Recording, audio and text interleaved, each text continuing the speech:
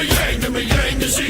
Put a grin on my chin when you come to me, cause I'll win, I'm a one of a kind, and I'll bring death to the place you're about to be. Another river of blood running under my feet. Forged in the fire lit long ago. Stand next to me, you'll never stand alone. I'm last to leave, but the first to go. Lord, make me dead before you make me old. I feed on the fear of the devil inside, of the enemy faces in my sight. Aim with a hand, shoot with a mind, kill with a heart like Arctic ice. I am a soldier and I'm marching on.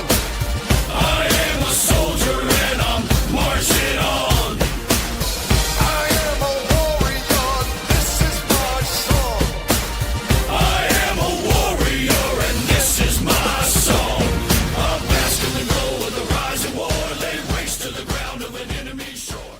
I read you Lima Charlie, loud and clear.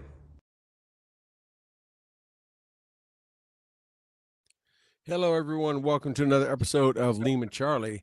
You're loud and clear. You got Stu here with an old friend of mine. And I don't mean he's old. I mean, we have been friends for a long time. My good buddy Morgan Moore, retired soldier, and we served together back in Korea.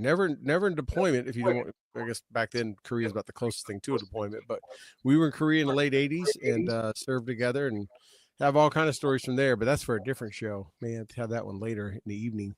But Morgan, thank you so much for coming on with me, buddy. Welcome, buddy. It's a pleasure to be here. Yeah, thank you. And appreciate you joining us and getting some of this story. So if you could just let our listeners and viewers kind of know kind of who you are and a little bit of background of when you joined, why you picked what you picked, and how you ended up there. Okay. Oh, wow. When you were talking to me earlier before the show started, and I was like, you were telling me these things that you wanted me to talk about. And I was sitting there thinking about it. I was like, how my career happened. I really believe it was God sent. Of course, I was in high school and I had taken on art pretty well. Painting, sculpting, all that, and I ended up getting a scholarship to Pratt Institute in New York, a 4-year full ride. And I was elated, so that my plan was to go do art. I was going to be an artist, Picasso and whatnot. And the night of my 18th birthday, or the evening of my 18th birthday, I decided to do something stupid and illegal.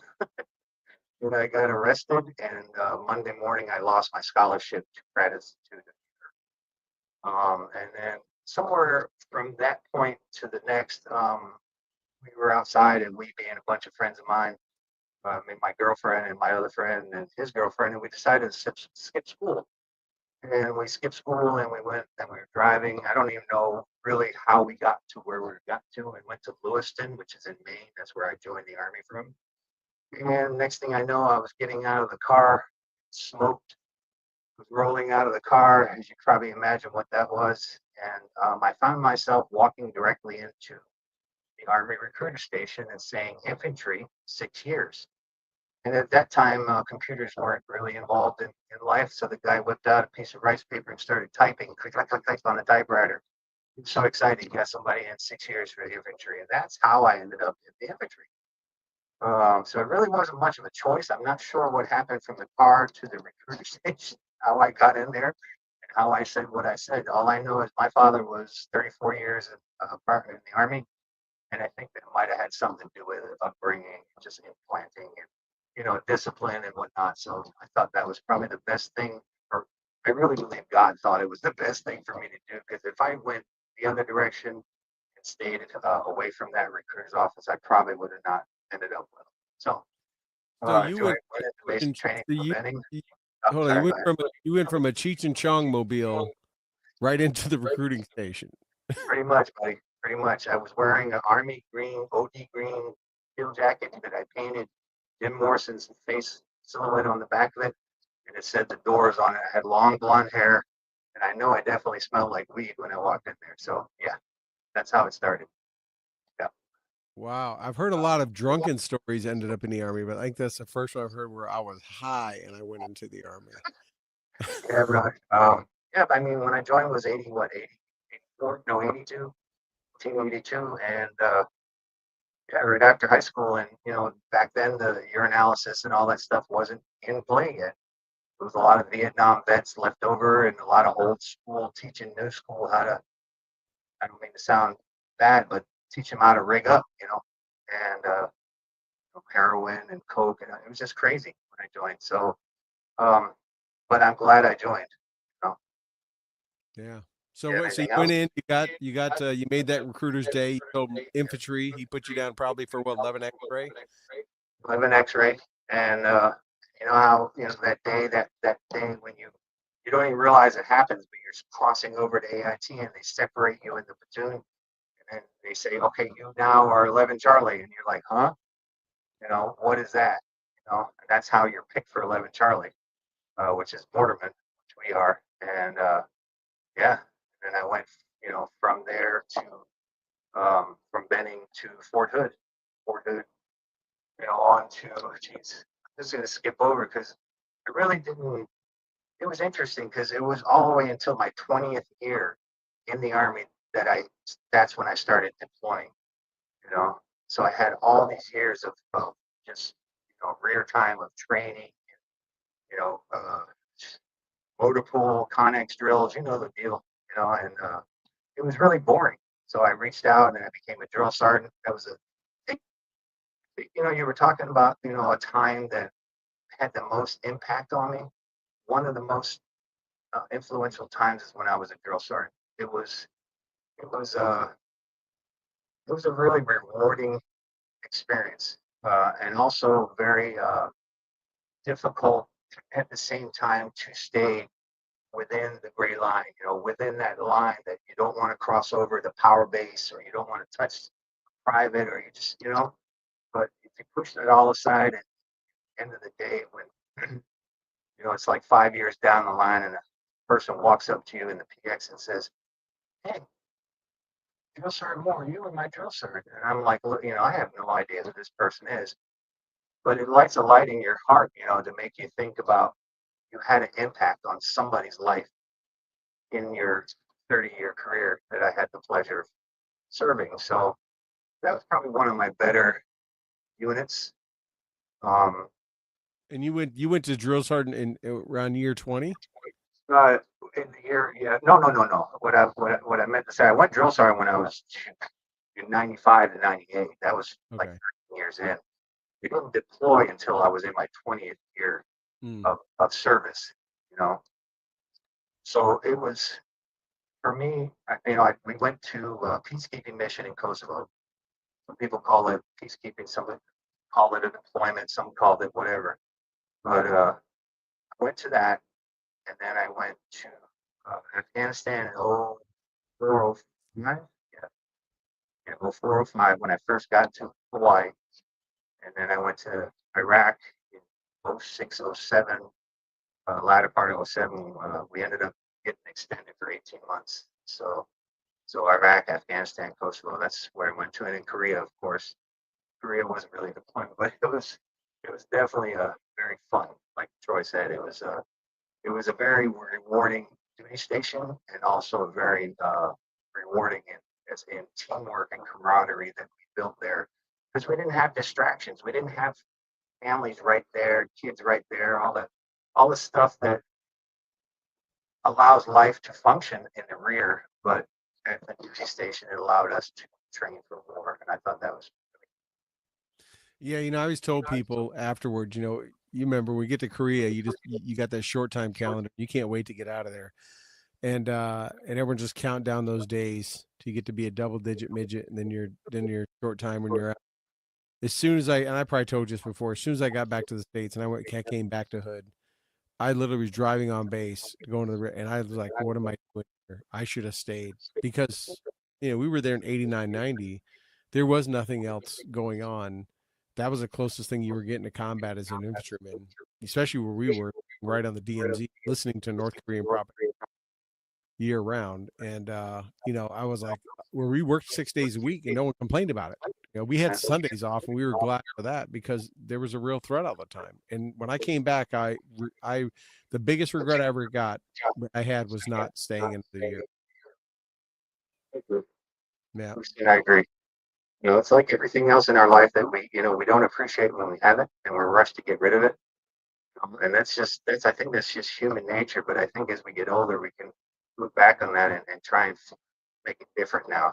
Like actually enjoy the moment, so Yeah. to speak, in whatever it is you're doing. For me, or friggin', I don't know, working at McDonald's, it doesn't matter. Just for me, especially in the situation where I find myself now, it really makes me think, that I didn't appreciate life as it went through, and I know I didn't, but if I had to do it all over again, I would probably do it just the same, but different. I don't know if that makes sense. Let's take the same knowledge that I have now and enhance it and make it better. So Yeah. Yeah. So let's talk about that. So you went to Kosovo first.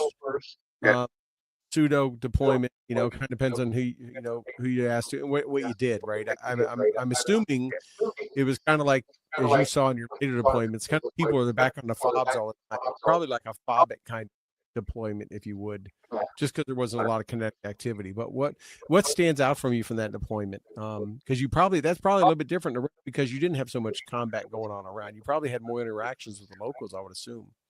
yeah, it was a peacekeeping, interesting peacekeeping, because at any time it could go into violent, not peacekeeping, because of just the volatile situation that we found ourselves in. Even though it seemed volatile, you could feel it. You could feel it at any moment that something could pop off. Um, so you had to be, at the same time. It was kind of a lax thing because it was, I don't know. It was kind of, I'm gonna say, pogish. Like, we shouldn't have been there. We should have been out doing something infantry instead of guarding. I mean, that's what we do also, is guard outposts and stuff like that. But it didn't really, I want to try and say it with respect, it didn't really impress me. And the thing that stood out to me the most there was, honestly, was leaving there, because I ended up leaving Kosovo before I was supposed to. I didn't even know what was happening. We were out at a checkpoint. That's probably the most influential thing that happened to me there, was, besides guarding outposts. But um, the Lieutenant Commander Sergeant Major drove up to me and said, "Hey, I don't know who in the hell you know, but you gotta go back with us and pack your bags. You're going back to the rear." And I was like, "What the hell are you talking about?" I was just now became the platoon sergeant for the war platoon there. I was in it for maybe like 4 months before we left for Kosovo. Brand new platoon sergeant, my new 7 stripes on. I was all ready to do my job and shit. Excuse my language. And next thing I know, they're pulling me off, and they're telling me I'm going back to 5th Corps in Heidelberg, because I was stationed in Germany at the time, and I'm going to be a platoon sergeant for a HHC unit. And I'm like, what? So next thing I know, I'm popping smoke out of Kosovo. I'm heading back, and my wife is like, "What are you doing?" She knew I was coming back, but like, "What happened?" And she thought I got fired. And I'm like, "No." So anyway, yeah. So I became a platoon sergeant for HAC 5th Corps, in Heidelberg, and I did another 2 years. And I complained about that. I complained not to my new boss and whatnot, but just in general, like venting. It's like after the fact, you realize that it had a purpose. There was a purpose for it. Um, I don't know who it was, but somebody was grooming me to, make the first sergeant position somewhere. Take a HHC as a platoon sergeant. Young E7, I didn't make it yet, whatnot. And it turned out to be really one of the greatest experiences that I had, because I was able to take brand new soldiers, brand new little soldiers, and basically train them to be somewhat of a pseudo infantry person. In a sense, I had to teach them everything. They didn't know anything. Plan, nav, the whole 9 yards. They were like, ugh. So Who did you know? How'd you get out? I mean, where did it never come from? found out. I never don't know. They said it was Sergeant Major Vance, but I don't know him. I mean, he knew me, but I didn't know him. I don't know Stuart. Somebody said snatch and grab. My name out of the hat. I don't know who it was. But yeah. So I spent I 2 years see, there, and then I we need 11 Bravo platoon sergeant, something like that, where they can grab a dime a dozen. But a specialty mortar, especially platoon sergeant, you just can't find, 11 Charlie, E7 just laying around everywhere. I definitely wasn't just laying around. I was like, I was in it, and I was like, I was really upset. It happened to me in Iraq, too, almost the same scenario. And it wasn't because I was a bad first sergeant. It was just because I had enough first sergeant time. So So would you go to Iraq and then Afghanistan? Is that what it I was? went to Afghanistan first. That was my first actual combat deployment. I was a IG, Inspector General, at the time, and I had no idea what I was going to be doing downrange. They told us inspections, and it ended up being inspections of the prisoner of war, the prisoners' camps and jails and all that stuff. We had to make sure they were being, treated humanely and all that stuff. So, excuse me. And so we flew around Afghanistan for almost about 6 months doing inspections, and it was incredible. It was amazing. We did convoys, we did freaking helicopter rides out to. I mean, it was amazing. This colonel, the IG colonel, it was amazing. He had such reach. He was working in the aviation brigade, so then he came to IG. It was awesome because we needed helicopters constantly, and he always had that arm to reach out and get it whenever we needed it, anywhere we were at. So it was really cool. Well, that's the way. If you're going to get around Afghanistan, flying is much better than on those. Yeah. Oh yeah. I rode male birds. I rode whatever I could get on if I need to fly somewhere if I had an option. But that was interesting. I remember when you were in IG.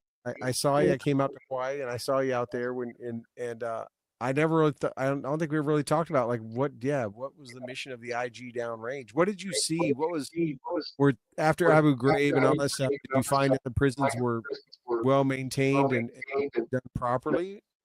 Were they run by Afghans or run by Americans? It was run by us. Oh, and we're not batting well. We're doing well. There was very few of the ones that we did inspect that were anywhere close to being up to standard.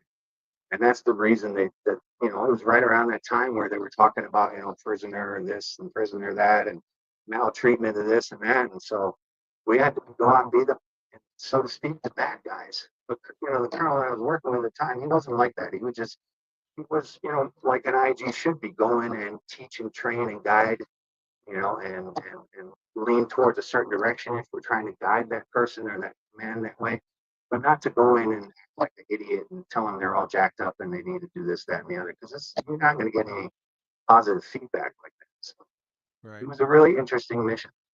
It really was. And then we got to go out, when we first started, and we got to go out and re-inspect. And you could tell that some of the people were taking it seriously, that humans are humans no matter what. Yeah. And we have to treat them with some kind of dignity and respect. Anything stands out from that Afghanistan tour that just funny story, sentimental or impact? The thing that impacted me, Troy, the most were the ramp ceremonies. I'd never been to one before, and to go through that and not even know the person that you're there for, except for respect of the soldier and the uniform that he wears and the American flag and all that beautiful stuff that we have. But I didn't know the person that we were on that ceremony for, but it had a huge impact on me. It just, I don't know, it just did something inside of my soul and my heart that made me want to be a better soldier. I don't know if that makes sense or not. No, I mean, those are very moving because, like you say, almost all the time you wouldn't know the person unless they were in your unit. And if you're back at Bagram or somewhere like that, you hear the call or you get the word, and just to see all these people lined up, usually from a lot of different countries. Yeah. All right. And just to see that I would imagine, I mean, that's what's moving, is to see all these professional warfighters show up, and civilians, contractors, whatever it may be, just pay the respect. And, knowing the family will never know. The cameras will never see. This is just something for someone you don't know about as personal as you could get that person. Yeah, it's true. When they do the the roll call. It just that first time, man, I had to walk away. I had to walk away. I was gonna friggin' bubble. Like now I was gonna ugly cry in formation. I'd be able to do it. Luckily, I wasn't in front of any formation. I was just off to the side as an IG and CYC. But man, that had a huge impact on me, man. It made me look at a lot of things differently, not just in the army, but in general. To be called out and not to answer. Yeah, could you imagine still being a first sergeant and having to do that roll call Mm-mm, and no, have to maintain your composure in front of your soldiers doing it? it would be hard, bro. It would. I mean, look at it now. I just talk about it and forget. Yeah. It blows my whole existence out of the water. It's so impactful. It's so respectful. It's you know, I don't know. That's the only thing that was my first one, and I was like, wow, here I am. And I at that time probably about 40, 49. No, not 49, 39. Yeah, 40, somewhere around. I was 40 years old, and I never experienced any of this stuff. And 20 years in the army by this time, and I was like, wow, man, I felt like a private, felt like a brand new soldier just experiencing all this stuff and deployment and I mean actually putting skills that I learned 20 some years ago into action, into play, that muscle memory that just happens. When you're wondering, oh, am I going to react in combat the way I would in training? And I answer you the question for me. I mean, the answer was yes, will. Yeah. Took the All serious those training seriously, yeah. all those RTEPs and Bold and Braves, MORTEPs, and everything else you do in peacetime, right? Like you say, where everything is kind of sterile, goes by the book, and you're really kind of doing it by the book. But when the chaos of the first bullet flies, will you still be that way? Will it even turn out to what you thought it was going to be like? Yeah. Right. Yeah. Wow. Anything else from Afghanistan that really stands out? How beautiful it was. I Really? know that's not what you're looking for, but I Did mean, you? it really was. I mean, it was Christmas time. It was freaking beautiful. It snowed like that day, and on Bagram, oh my God, it was so beautiful. The mountains off to the left side, off to the east, and then just these trees down the road, down the center of Bagram, were all covered in snow. And I swear to God, I could have busted out with some freaking chestnuts or something and started singing because it was beautiful, bro. So that stood Well, out. yeah. I mean, a couple of those pictures in the opening are from Afghanistan. The ones in the snow are all from Afghanistan. So, Nice, nice. yeah, that's we definitely got some there. I would agree. That's probably the only time the country looked pretty because everything else at the time it was just brown. Yeah. There wasn't much beauty in it. That's what I was about to say. Which part were you at? Yeah, but in the Northwest, I know it was. My son was in the Northwest Yeah. corner and near Kazakhstan and all area, and I know there were trees and things like that. So there was some of that, but yeah, that's definitely a word you don't hear too often associated with Afghanistan. But I would agree that no, yeah, You got to find it where you can get it. yeah, And you're there and you soldiers feel alone, you know, contract, everybody feels alone at one given time. To be able to reach out and grab something like that, it's meaningful. Yeah. yeah. So then you came back. It didn't sound like you were back for long, and then you were on your way to Iraq. So when we came back from IG, I got back and some things happened in the office that I just didn't feel comfortable about. So I requested to be moved into a first sergeant position. And that's where they created the position for another HAC in the Special Troops Battalion, is what they called it back then. Now it's just the HAC.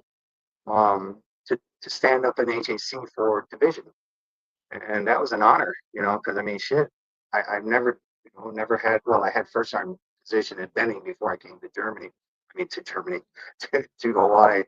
And so, next thing I know, I'm getting an HAC brand new. I walked over to the building, walked into the office, and it was empty, bro, just empty. And it had a field desk there with a computer on it. And then there was a door open off to the side. And I heard some young boys say, "Hey, first sergeant, go ahead and have a seat. I'll be out in a minute." It's like, all right, sir. There was no chairs. It was just a field table and a laptop. And that was it. What we started with. It was me, the captain, field desk, and a laptop. And that's how we built the company of HAC division. And we did that for a year. And our mission to go downrange was going to be the EOC, the entry control, the ECO, or whatever they call it. picture control point, the main one where we went to Spiker, and yeah, that's what we trained up for. I'll never forget it though. One of the memorable moments before we left to Iraq was we were sitting in the QTB, all the first sergeants, all the heads of state, and all that shit sitting in there in the battalion conference room, all ready to hit somebody's ass, right? And so my commander, before we walked in, he says, just don't say anything. I didn't know what the hell he was talking about, right? I was like, whatever, sir. So we get in there, and she was a female full bird. She's like, she went around the room and said, she asked everybody, are you guys ready to go? Are you prepared to go to war? And she said that, bro. I tell you, I wasn't going to sit there and say yes, because we weren't. We were a brand new unit, brand new company, brand new everything. I mean, the soldiers that we received were ash and trash from everybody else on base. And then the rest of it were brand new soldiers coming in through a regular shift of, switch over. New soldiers coming in, old ones leaving out. So we had brand new soldiers being taught by ash and trash. And they're asking me less than a year later, am I ready to go to combat? Like, no, excuse my language. No, we're not ready. And oh my God, the whole thing just went, the whole energy in the room went crushing. But I wasn't going to sit there and say something. I think that might have been the beginning of my demise as the first sergeant there. I'm not quite sure. And the commander wasn't happy about that. No, she wasn't. But she goes, I knew you were going to say something. I said, man, I'm not going to sit there and lie. I'm going to sit there and tell you something you already know is the truth, just to sound good. I mean, if you don't want me as your first sergeant, let me go. No. So anyway, went from there. Like 3 months later, we deployed, went downrange. We were doing the live fire training exercise on the live fire lanes. And battalion commander, Sergeant Major came rolling in asking for me, and I was, right there with my soldiers. So he said, let's take a ride. Next thing you know, he's telling me I'm going to be the NCOIC of S3 at division. And of course, I went into a friggin' immediate wall block, like, firing me and blah, blah, blah, blah, blah, blah. Right. And basically what I said at the beginning of this was, I had already 5 years as total at that time, 5 years as first sergeant, and they said I had enough of first sergeant time. They needed somebody up at division because something happened to the platoon sergeant there, whatever, big pick or something. I don't know what he did. But he ended up getting fired, so I ended up getting fired. And I bitched at first, but Troy turned out to be one of the best things that ever happened to me. Again, I was I was made the supply sergeant and the NCOIC of the Division S3. And then they put me on an inspection team to go out and inspect, oh God, what's it called? Force protection. And my job in that inspection team was to inspect the infantry side of it, the convoys and the foot patrols and all that stuff, and what that did was give me 9 months outside the wire, pretty much continuous, and that was pretty awesome. Not continuous. I mean, we came back. Right. Continuously, we went back out pretty much like every other day or so, and sleepovers at this camp. And it was really, really interesting experience. So yeah. I mean, if you couldn't be on the line, you may have been in Division S3, but you weren't fobbing it up as a Division S3. You were out there outside the wire. Just there in the fob all friggin', gear and stuff, and just sit there and do supplies, and it'll be miserable and blah blah blah. I made the best of it. That's what I do. But I did not expect the inspection team to happen. And after it was done, I was so sad. I really was. I was like so excited that thing was happening. I got to meet so many cool people.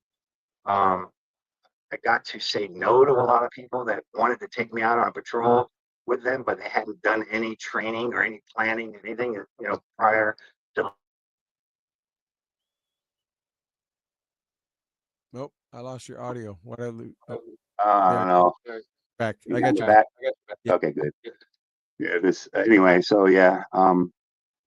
These guys were like, "Let's go, Master Sergeant." I was like, "No, bro, I can't go out with you guys.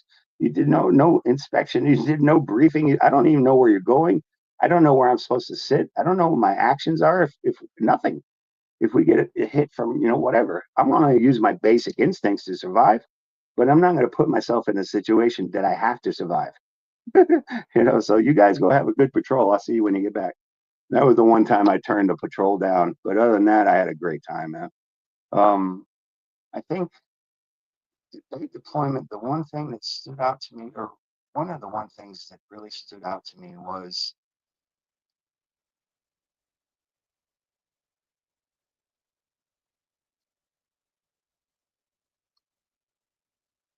you know, as I look back and I really don't, I can't think of anything that like pops off. Because I mean, I didn't like even being outside of the wire for 9 months, not 9 months, just being that time frame for 9 months. I don't know how many times I never got shot at, never got blown up, tried to shoot my rifle at anyone. I never had to hurt anyone directly that I know of. I keep that unscathed. I don't know. Uh, it's the thing that I look at as one of the most things that jumps out at me is I didn't die. You know, Yeah. people that I was with and but so that's a beautiful thing. So I'll stick with that as being the thing that stood out the most. I didn't get injured and the people around me didn't. And that was in 06, 07, right? Yeah. Yeah, which was not a it was still a very hot time, and you were outside the wire doing multiple times, not flying every Afghanistan, I assume. You were on route Irish, route Tampa, everywhere else, I'm assuming. And you never caught an ID or anything? Wow. You were I didn't walk around in fear of it. That's the thing. I don't right. know if I was just dumb. The guardian angel was in the TC seat. Something, bro, because soldier would ask me, Master Moore, they call me Top. Seemed Yeah. like you're worried about it. I'm not gonna worry about it. If I get shot, I get shot. I can't control it. I mean, I can control it by ducking, covering, concealment, all that stuff. But like to walk around constantly, freaking, I just did my thing, and I guess I just took God with me, and I say I guess because I really didn't put much thought into it, right? I just did my job the best of my ability, and I came back, thank God, unscathed, just wear and tear on the body, you know, Right. jumping in off of vehicles that I shouldn't be jumping off of, and trying to act like I'm 21 again when I'm not. So that kind of stuff. Other than that, I can't think of anything that pops off. I think. So you came back and then you didn't deploy anymore. When did you retire? I came back and they kept me. I was in division, and then they took me over to third brigade. It's a colonel that was over there. He really we hit it off. Colonel Pirate now retired. He just retired. Colonel Pirate. I get anyway. Great leader. Took me over in his brigade and said, "I need you to be my rear D." Rear detachment. I forgot what it's called. Rear detachment NCOIC for the next deployment because they went back to back. They came back for a few months and then boom. Like I think it was like 6 months, distant 6 months to a year. They were third brigade was heading back down again. And the colonel was like, "Hey, you're getting ready to retire. This was the plan. So stay back here, take care of my family and soldiers." That's pretty much what I did until right before just the last year. They came back and they told me to find a job. Basically, I guess they, could go into that story, but I really don't want it. So it's another story for another time. So I ended up working at the Installation Operations Center. Well, last year I was in just over Wheeler Urban Airfield. And then for the last year or so, year and a half, and then I retired in 2011, and I worked for the same people I'm working with, Installation Operations Center, as a GS9. So I went right from Army, a little bit of a break, very little, and then I started working for the same people.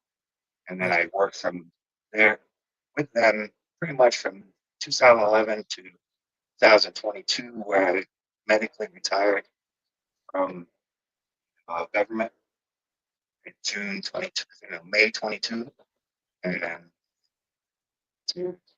disability. Yeah. Wow. So Kosovo, Iraq, Kosovo, Afghanistan, Iraq, um, from a mortar platoon sergeant to an IG to a Division S3.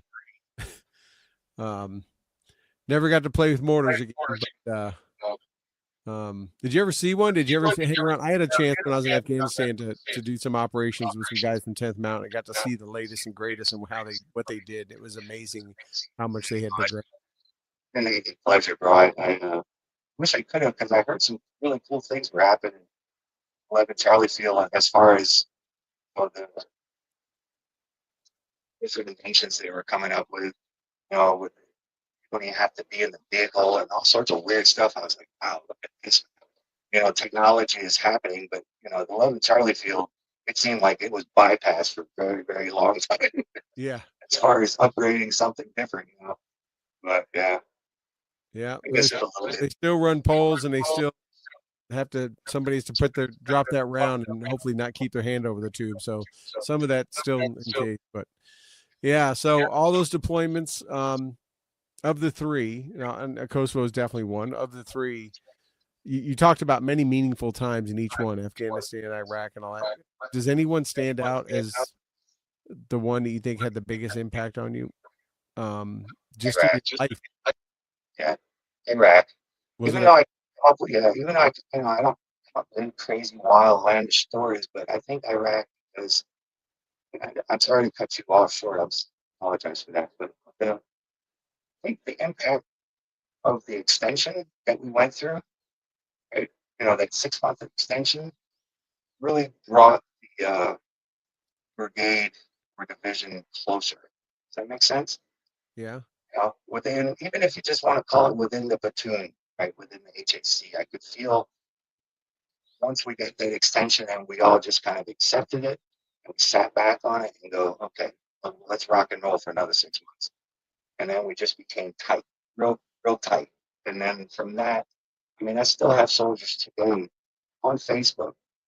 Just had a guy yesterday, speak of mine, you know, I don't know if the company's all soldier. He reached out to me and I hadn't, they didn't even remember the guy. But he said some really wonderful things about me and had some really huge impact on him. We got back from Iraq. And I don't remember what it was. I guess I'm not supposed to, but it was just the fact that you could have a situation like the extension in Iraq, this person go through with it, it's just become almost attached to you to a certain extent, like, camaraderie. And, somebody, you can call at any time, like yourself. If I called you and say, hey, can you help me with this? You like, I'll be right there. And that's built from combat situations and or just situations, I guess. right. That's what I call it, a situation. So say everything. Yeah. It's a long way around to say it. But yeah, that's what I say.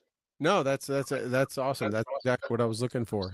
Obviously, you talked about the ramp ceremonies and that, but when you roll all of that up together and look back, I mean, I know without a doubt when you look at your whole career that Korea was the highlight because we were hanging out together, and and that has to stand out as best. Of course, we do have lots of great memories, but I say that selfishly and jokingly, but no, it was that was something. We have lots of great pictures still, even, but thankfully we did not have social media back then. Our careers probably would not have lasted the degree they did. Think good about it. And too much evidence. Yep, that's it. But anyways, well, hey Morgan, thank you so much for joining me, man. It's great. Be sure, hey, hang on here once we close. We're gonna chat a little bit more, but I appreciate you joining me tonight and for this episode of Lima Charlie. And great to see you, and of course, great to hear these stories. So thank you so much, brother. You guys have a good one. Aloha. There you go. Aloha.